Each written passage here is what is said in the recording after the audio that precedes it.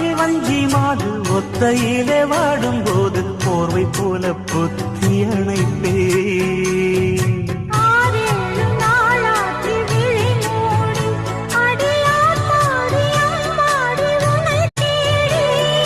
நீதானே மானே என் இளஞ்சோடி, உனை நீங்காது என்றும் என் உயிர் நாடி.